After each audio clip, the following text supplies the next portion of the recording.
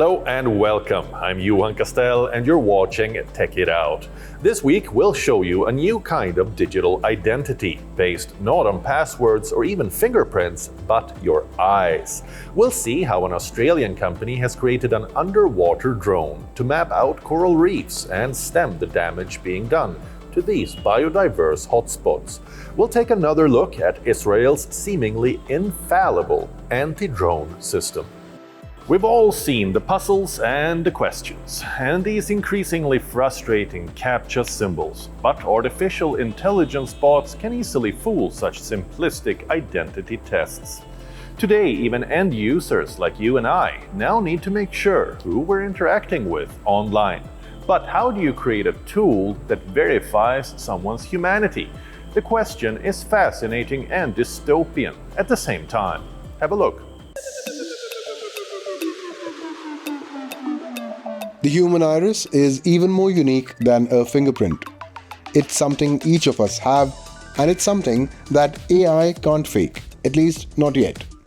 Now, Tools for Humanity, a startup founded by OpenAI's Sam Altman, has rolled out a device called the Orb. We've seen the speed of innovation in artificial intelligence over the last years just get faster and faster and faster. And one of the most important things is when you're online, making sure that people are able to use AI effectively and that we're able to tell when we're interacting with artificial intelligence or when we're interacting with real people. And so this is technology to help at that fundamental question of who is it that I'm interacting with? Is it a person or not? The Orb scans an individual's iris and creates a unique digital ID. It's called a World ID and then can be used across digital platforms. Whether it's logging on to a gaming site, signing up on a dating app, or verifying your identity for online banking, the World ID confirms that you're a real person, not a bot or an AI agent. Yeah, so here what we have are orbs, which is a camera that we use to identify that a person is in fact a real human, and then they can use that identity to interact with services online. So whether they're a gamer and they want to play only against real humans, or whether they're interested in signing up on Match.com and doing dating with real humans, we provide the infrastructure that makes that possible. Orb is part of a broader project called WorldCoin, which aims to create a global digital identity and a new form of cryptocurrency linked to these biometric IDs. According to Tools for Humanity, over 1,500 of these orbs, iris scanning machines, are already operational in more than 1,000 cities worldwide. Around the world right now, we have over 1,500 different orbs. They're in about 1,000 different locations. This facility has about a dozen orbs that are available. You really have no proof that I'm a real person. We're not in front of each other. You're seeing a video screen. I could be a deepfake. I could be an AI agent. That is the world that will be coming to us very, very soon. So the idea that you would want me to prove my personhood to you is not that insane. While the tech is promising, there are privacy concerns. Now, biometric data doesn't get any more intimate than a person's iris. To hand that over without truly informed consent has Black Mirror written all over it. Experts have raised concerns about the security infrastructure required for such a global identity system and have questioned about who is going to have control and access to this information. The company, on its part, insists that the scan is used only once and destroyed immediately once the World ID has been created. I just decided to try it out and be a part of it because I am here and I can do it on my own. So mostly this is about a curiosity that drives me and makes me do it. I'm not afraid of data leaks, I'm not afraid of some kind of breaches or bad things that can happen to me because internet in majority is a dangerous piece of technology. Back in 2023, the WorldCoin project's expansion in Kenya was suspended after reports emerged that locals were being offered about $50 worth of WorldCoin tokens in exchange for eye scans. Regulators in France and Germany have opened inquiries into how the biometric data is collected and used by the WorldCoin project. I think AI agents are a real problem. I think proof of unique personhood is important. I am skeptical that the way that WorldCoin is going about collecting the retinal scans is appropriate and, is fair to the people who are, being subjected to this. I'm skeptical that they have the kind of informed consent that they would need. Critics worry that despite the company's assurances, this data could one day be misused for targeted advertising or worse, individual surveillance and even fraud.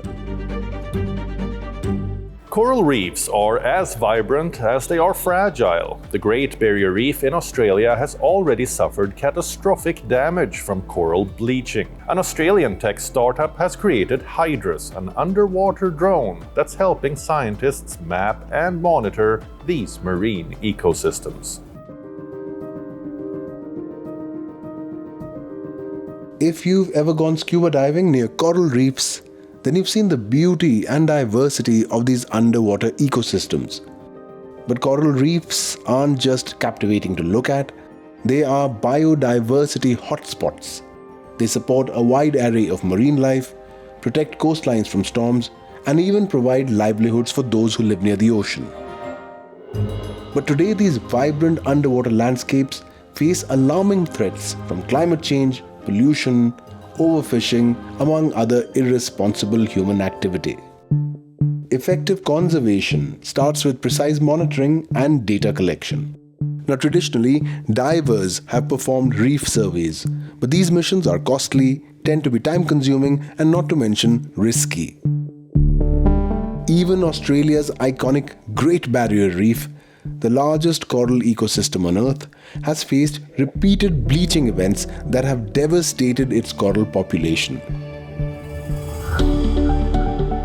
Now, an Australian tech company called Advanced Navigation has created a new kind of underwater drone.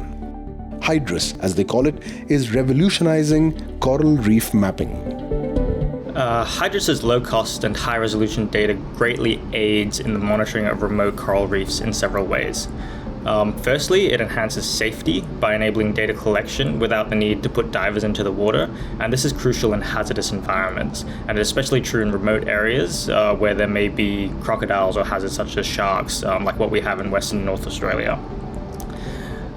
Secondly, hijacks democratizes underwater data acquisition, and it's relatively low cost compared to traditional AUVs and ROVs, and this allows for more researchers and more organizations to access and analyze data in the marine ecosystems.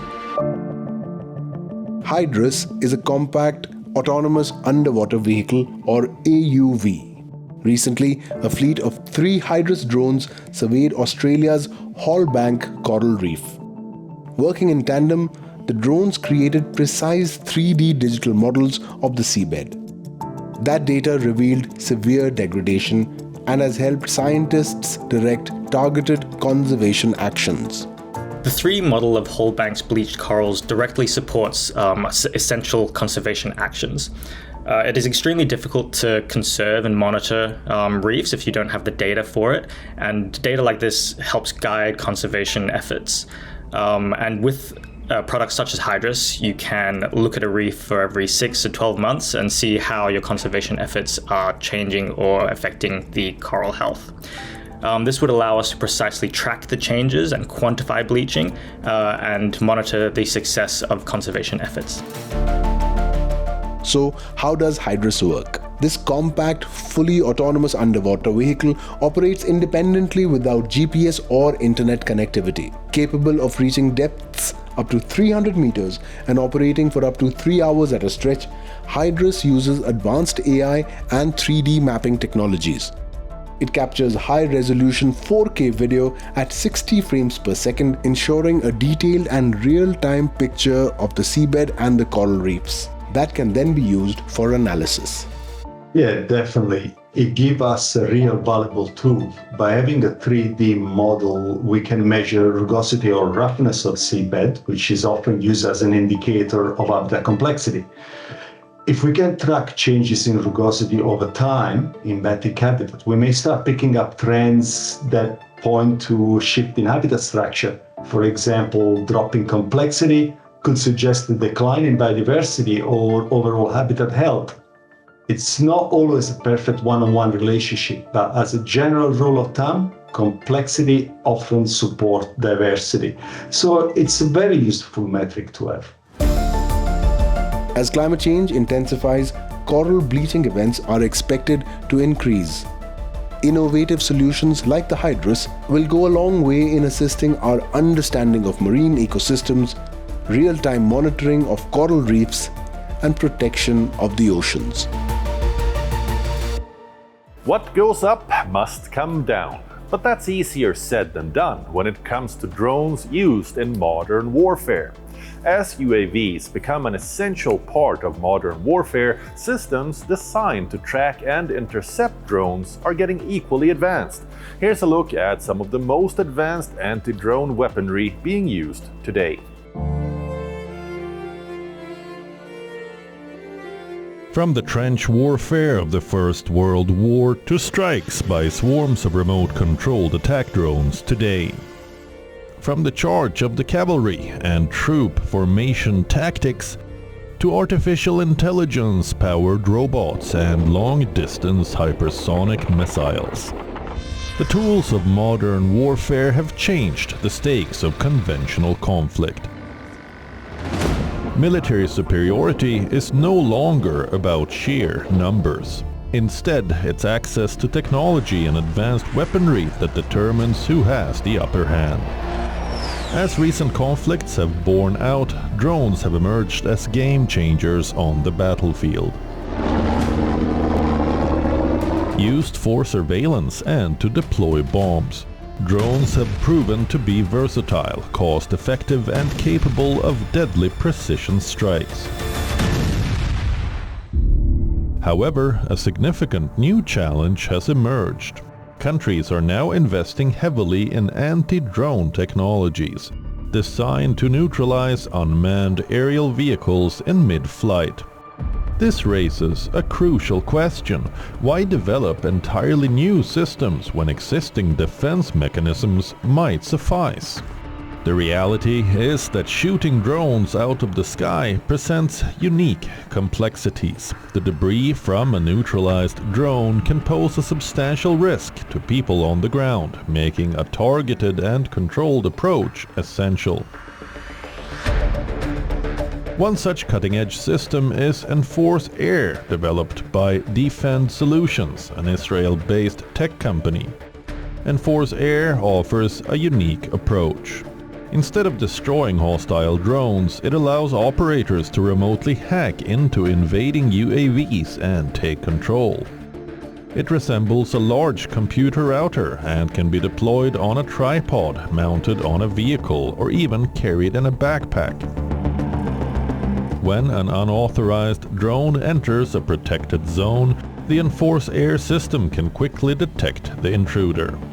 The system then overrides the drone's original system, allowing the on-ground operator to hijack the drone's controls and safely land it. You get a picture in our system, so the operator gets an idea of what the drone should look like. Oh, cool. And it'll give you the serial number, the speed, the heading, what protocol it's using. So drones use different communication methods. This approach offers a crucial benefit. Authorities can study the captured, unharmed drone to gather intelligence, and if the drone belongs to an innocent hobbyist, it can be returned to the owner easily. We're tracking the drone, and we're tracking where the pilot is, and the way it's flying. So we detected him, you heard the beeps, now it's in the protected area. We got takeover capability, so I'm gonna do takeover. And what you're noticing now is our system is taking over the drone. Copy that. So over there, you'll notice the pilot lost connection again, and he goes to a blank screen. And over here now, the drone is gone, and it's gonna, should, if everything goes good, head over and land safely. Experts believe that anti-drone defenses like these could soon become commonplace, and will be crucial in protecting sensitive buildings, pipelines, ports, and public areas. At a time when threats can strike in seconds and chaos can spread within moments, anti-drone technology is no longer an option. It's the need of the hour. The world recently saw Sunita Williams spend over 9 months in space. Astronauts today spend a lot of time in space and need food that not only has a long shelf life, but also retains its nutrition. How is that done? Watch the next story to find out.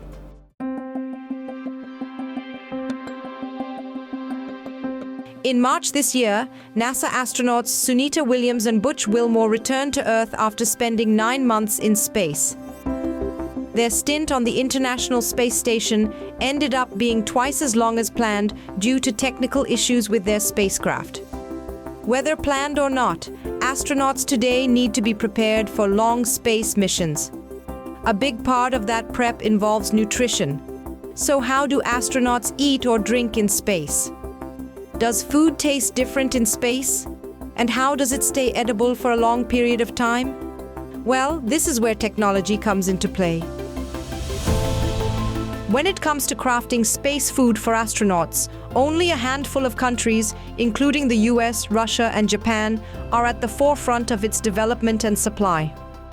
But now, Bulgaria too will be entering the space food race, sending aboard high-tech food products specially crafted for astronauts. The Balkan nation was, in fact, once a world leader in developing food for space missions. That was back in the 1970s, when the space industry itself was fairly new.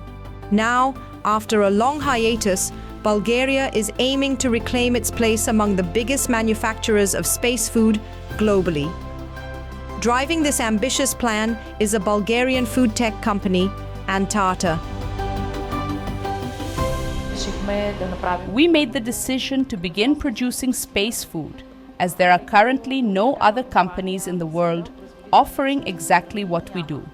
While some businesses produce freeze-dried food, similar in format to ours, our products stand out due to the specialized expertise and extensive experience of the Institute of Cryobiology and Food Technology. We work in close partnership with the Institute on joint projects, and their scientific know-how plays a key role in the development and quality of our space food. This is Antarta's kitchen, a place where culinary expertise meets space exploration. From noodles and veggies to milk and meat products, this is where space food for astronauts is prepared. But is it really as simple as it looks in the video? The answer is no. Unlike traditional foods, the space food is first cooked and then freeze-dried before being packaged for space missions. Freeze-drying is used to preserve the food's texture, flavor, and nutritional content. This technique also helps extend the food's shelf life. Freeze-drying is a process based on the principle of sublimation. In this method, moisture is removed from frozen products under vacuum by transforming ice crystals directly into vapor, bypassing the liquid phase. This technique preserves the original shape and structure of the product, extracting only the moisture while retaining all valuable components, such as vitamins, minerals, hormones, and even living microorganisms. Once the food is in space, all that is required is to add some water or other necessary liquids to the package, and the food is ready to be eaten. Antarta has already developed over 30 high-tech dishes, set menus, beverages, and functional food supplements to support the space industry. We are currently in discussions with suppliers of space food for the International Space Station and are hopeful that our products will soon receive approval. Our goal is to see Bulgarian-made space food launched into orbit and contributing to missions beyond Earth. As astronauts continue to push the limits of human endurance, companies like Antarta are redefining what it means to eat in space. The booming space food industry is not only expanding, but it's also making sure that our explorers stay healthy and strong no matter how far they venture. That's all we have for you in this episode of Tech It Out. Keep watching WION World is One, and don't forget to follow us on social media. I'm Johan Castell, taking your leave.